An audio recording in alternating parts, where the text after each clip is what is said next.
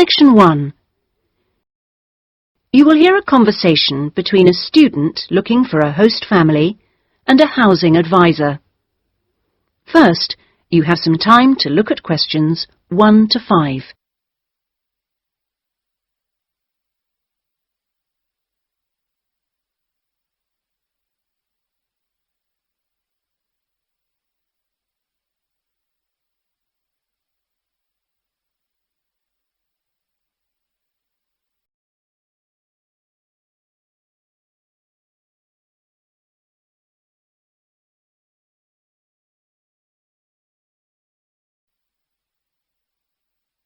You will see that there is an example which has been done for you.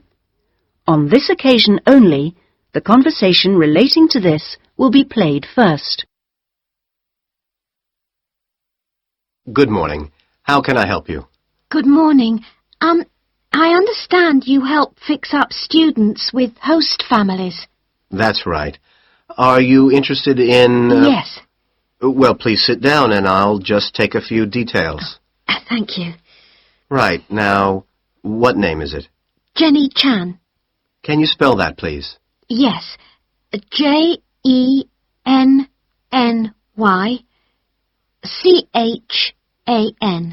Right. And what is your present address? The student's name is Jenny Chan, so Jenny Chan has been written on the form. Now we shall begin. You should answer the questions as you listen, because you will not hear the recording a second time. Listen carefully and answer questions 1 to 5. Good morning. How can I help you? Good morning. I understand you help fix up students with host families. That's right. Are you interested in... Yes. Well, please sit down and I'll just take a few details. Thank you. Right. Now, what name is it? Jenny Chan. Can you spell that, please? Yes. Jenny-Chan.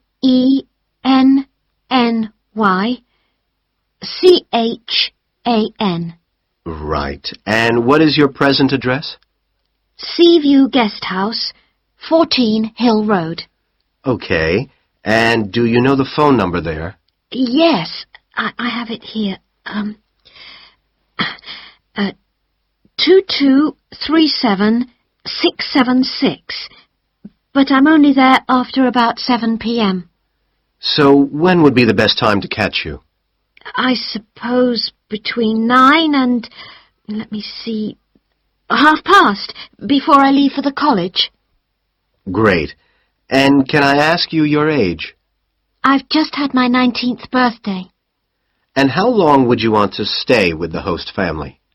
I'm planning on staying a year, but at the moment I'm definitely here for 4 months only. I have to get an extension to my permit. You're working on it? Fine. And what will be your occupation while you're in the UK? Studying English? And what would you say your level of English is? Good, I think. I'd like to say advanced, but my written work is below the level of my spoken, so I suppose it's intermediate. Certainly your spoken English is advanced. Anyway, which area do you think you would prefer? Well, I'm studying right in the centre, but I'd really like to live in the northwest. That shouldn't be a great problem. We usually have lots of families up there. Before you hear the rest of the conversation, you have some time to look at questions 6 to 10.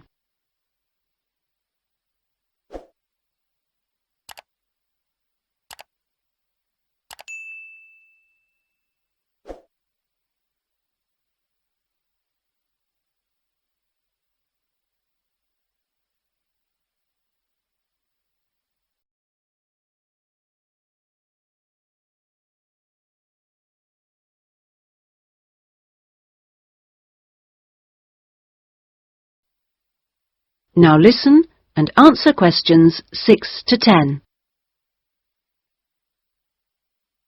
And do you have any particular requirements for diet? Well, I'm nearly a vegetarian. Not quite. Shall I say you are? It's probably easier that way. That would be best. Anything about your actual room? I would prefer my own facilities. En suite, is that right? Mm-hmm. And also, if it's possible, a TV. And I'd also like the house to have a real garden, rather than just a yard. Somewhere I could sit and be peaceful. Is that all? Well, I'm really serious about improving my English, so I'd prefer to be the only guest, if that's possible. No other guests. Yes, you get more practice that way. Anyway, obviously, all this is partly dependent on how much you're willing to pay. What did you have in mind? I was thinking in terms of about 60 to 80 pounds a week, but I'd go up to 100 if it was something special. Well, I don't think we'd have any problems finding something for you. Oh, good. And when would you want it for? I'd like to move in approximately 2 weeks. Let me see, it's the 10th today, so if we go for the Monday, it's the 23rd of March. Yes. Right. Good, and if I could ask one last question. That is the end of section 1. You now have half a minute to check your answers.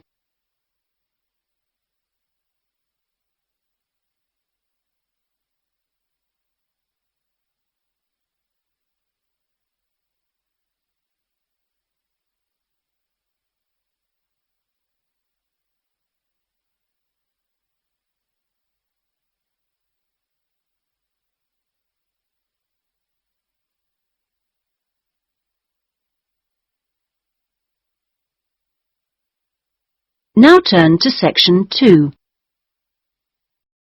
Section 2. You will hear a speech by an official at a meeting of a local football club at the start of a new football season. First, you have some time to look at questions 11 to 17.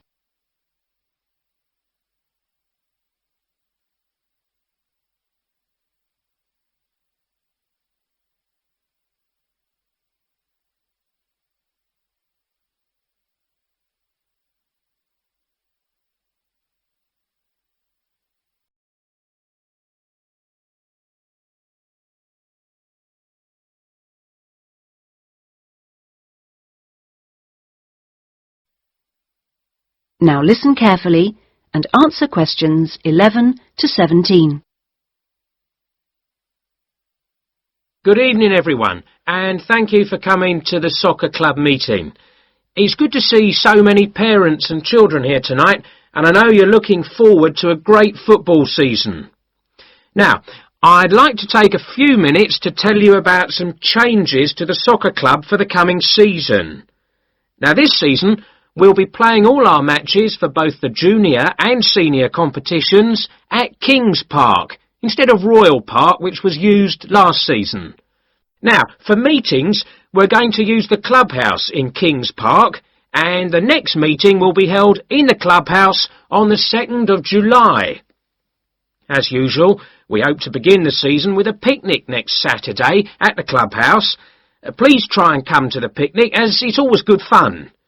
At the last week of the season, we usually have a dinner and presentation of prizes to the players, and more information about this will be given to you later in the season. This season, we have more teams than ever.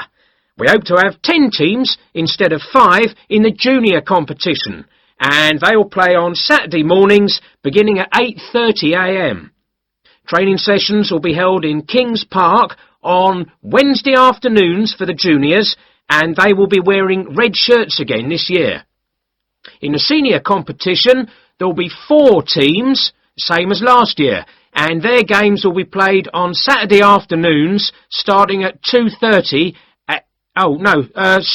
It will be at a 2 o'clock start, and the training session for seniors is planned for Sunday afternoons. Before you hear the rest of the speech, you have some time to look at questions 18 to 20.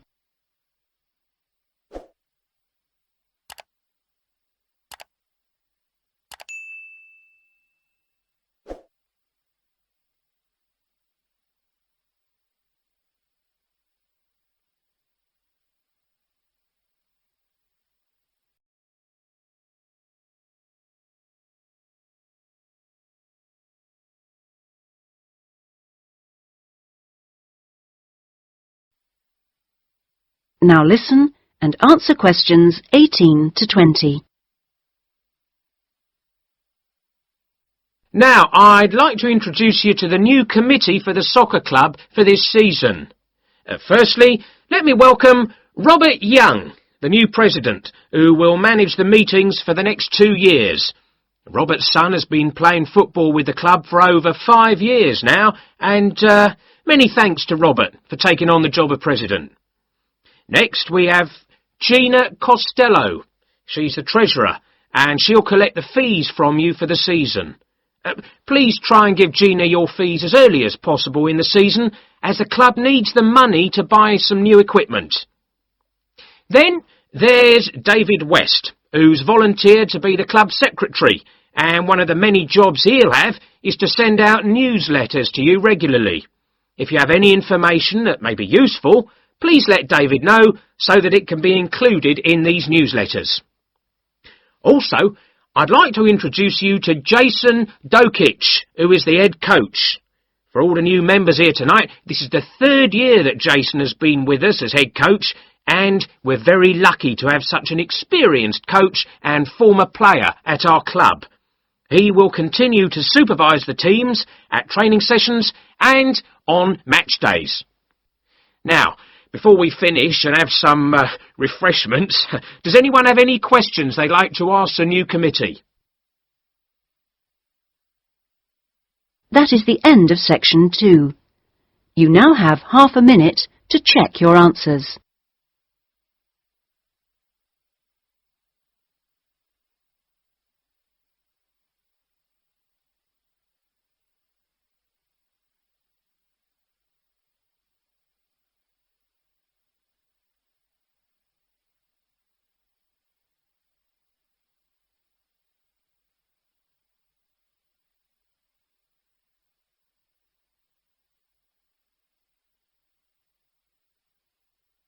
Now turn to section 3. Section 3. You will hear a tutor and 2 students discussing a business case study. First, you have some time to look at questions 21 to 24.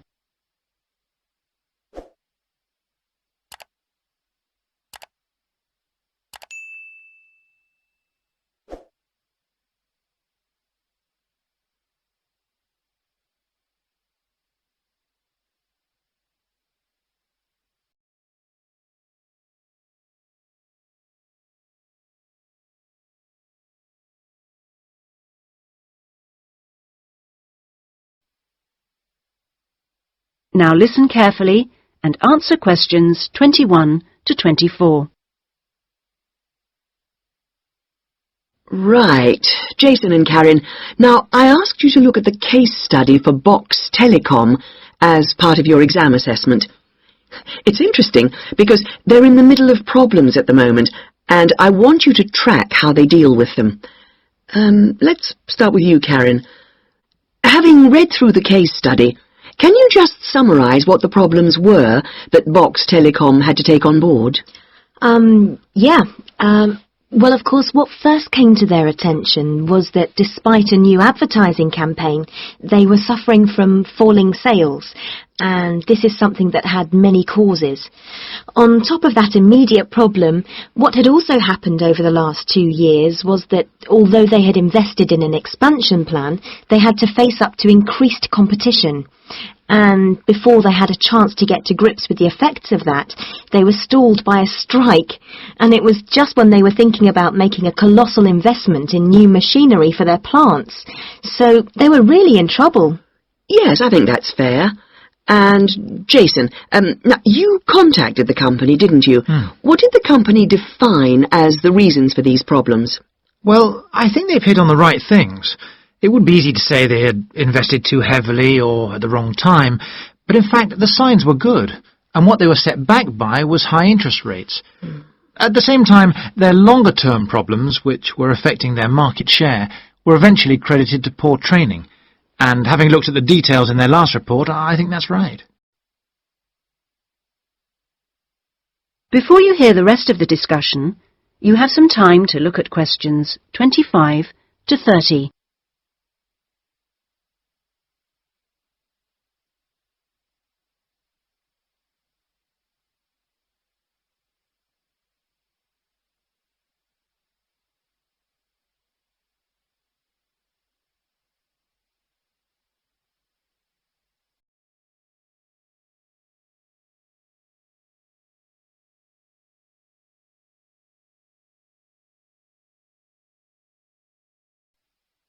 Now listen and answer questions 25 to 30.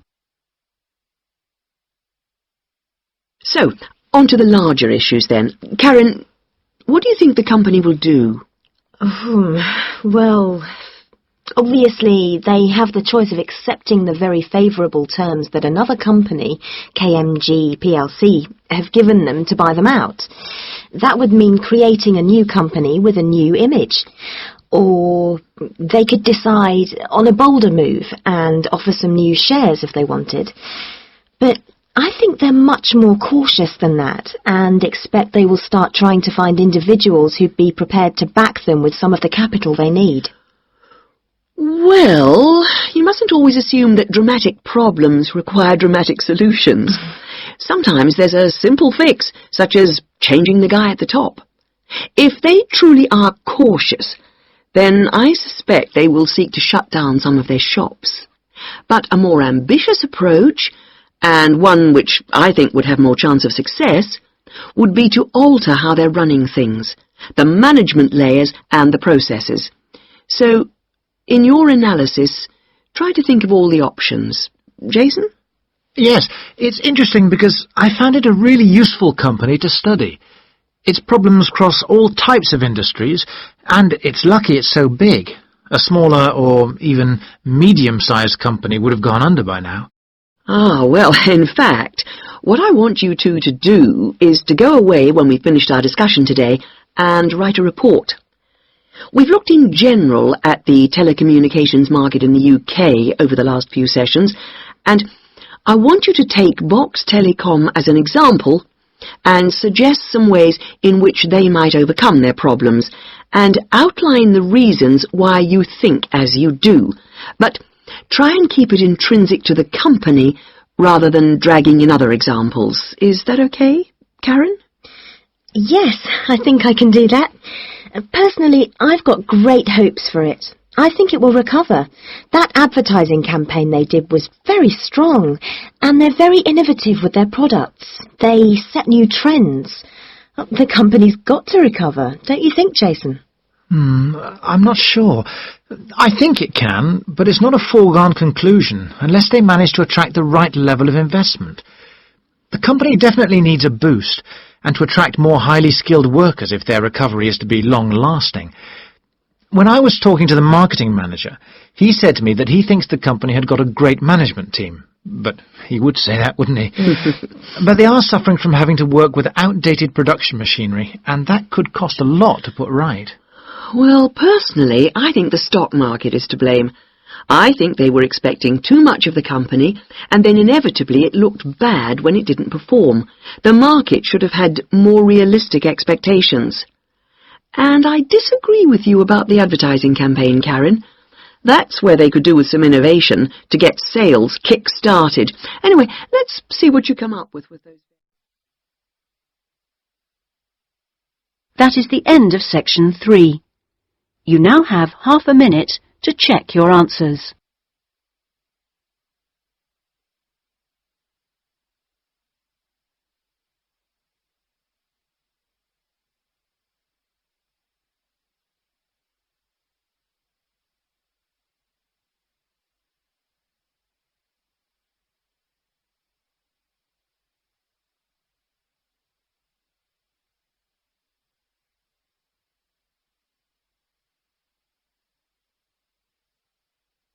Now turn to section 4.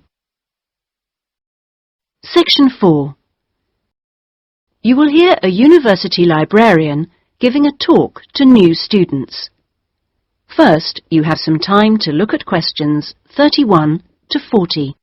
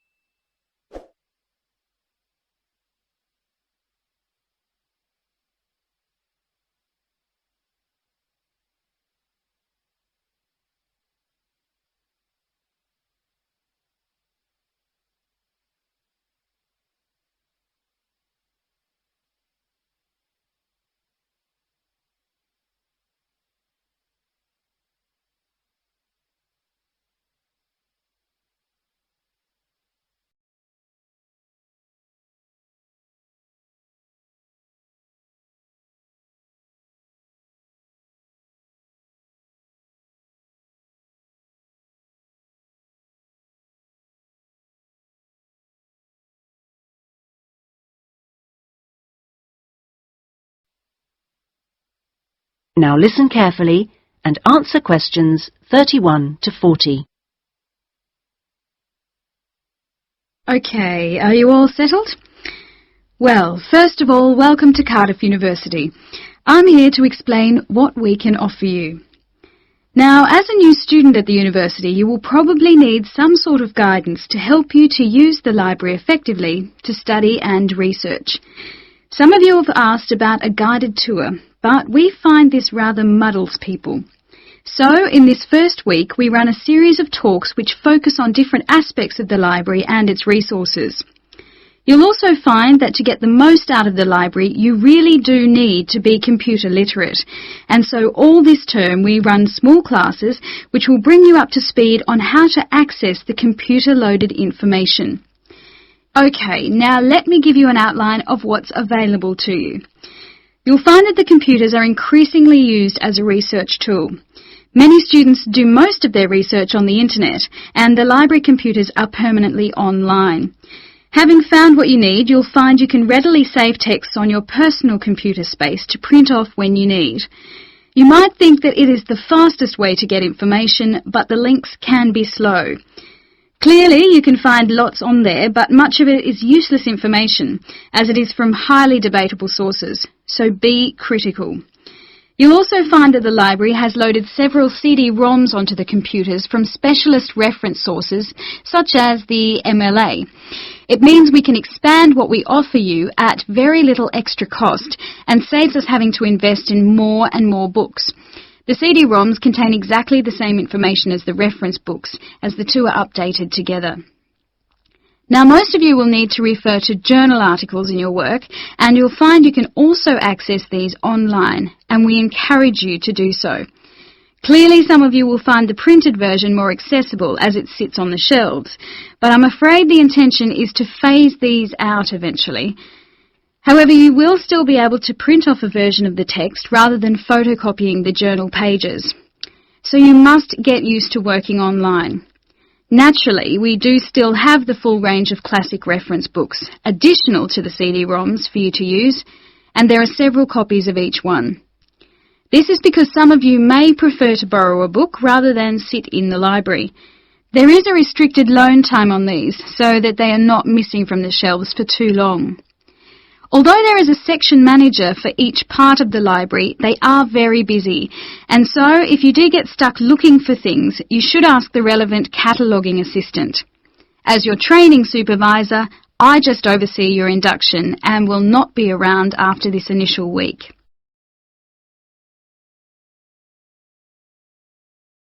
Some of you may be interested to know that the library is offering specialised training sessions on writing a dissertation. Obviously, this is not relevant to those of you who are undergraduates. It is just for postgraduates. Your department will discuss the planning stage of the dissertation, i.e. what you're going to do with you, and we will focus on the structure of it. However, the training will also include some time on the computers. I realise most of you know how to organise files, but we can show you the different ways to run data programs. Your tutors will tell you at the outset how to set out the chapters they require, but you will need to ask them how they would like you to organise the bibliography, because it varies depending on your subject area. When you've got something together, the trainer here will look through the draft version for you to see if it's okay. And one final point, for those of you who have registered from abroad, we can offer individual sessions on dissertations if you feel you need them. If you require language lessons, then they are available from the International Centre next to the Law Department. That is the end of section 4. You now have half a minute to check your answers.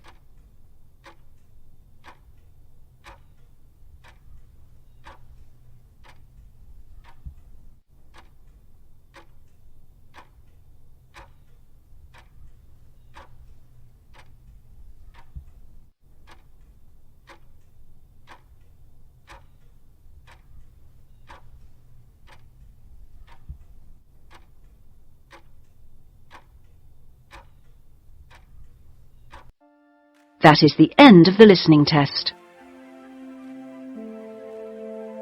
In the IELTS test, you would now have 10 minutes to transfer your answers to the listening answer sheet.